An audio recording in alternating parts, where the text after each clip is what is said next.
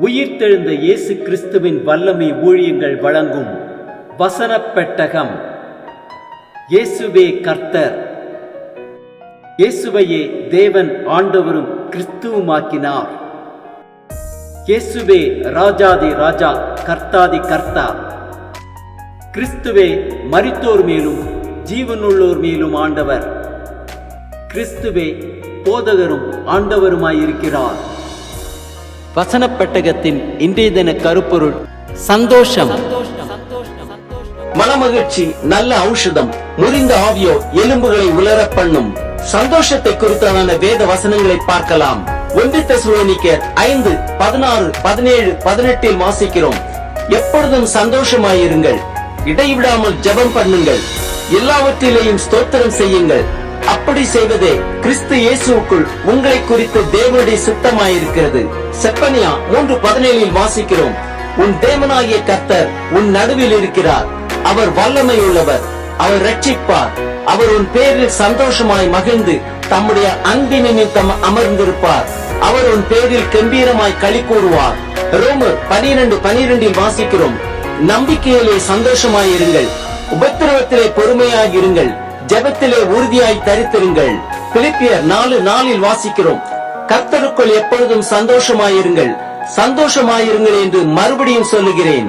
சங்கீதம் 94:19 வாசிக்கிறோம். என் உள்ளத்தில் விசாரங்கள் பெருகுகையில் உம்முடைய ஆறுதல்கள் என் ஆத்துமாவை தேற்றுகிறது. சங்கீதம் 118:24 வாசிக்கிறோம். இது கர்த்தர் உண்டு பண்ணின நாள், இதிலே களி கூர்ந்து மகிழ கடவோம்.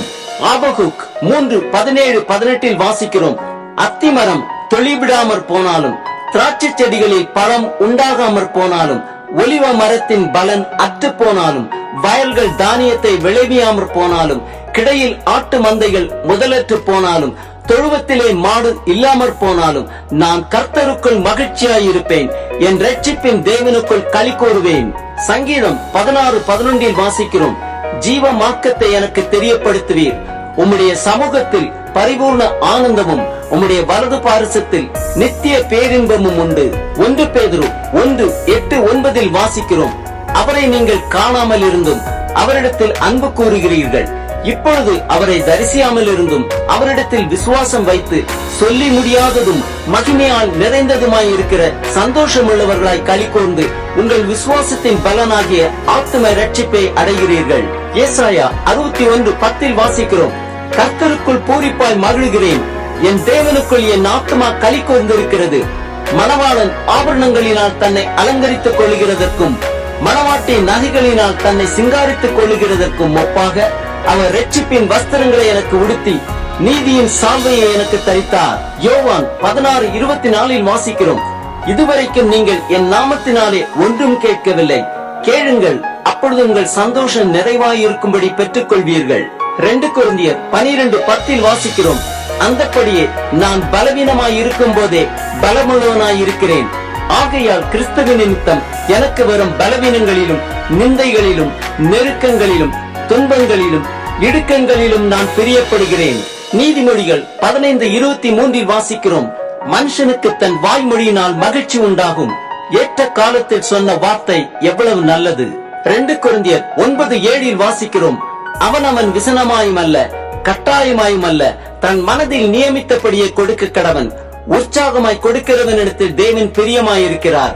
சங்கீதம் 32:7 வாசிக்கிறோம்.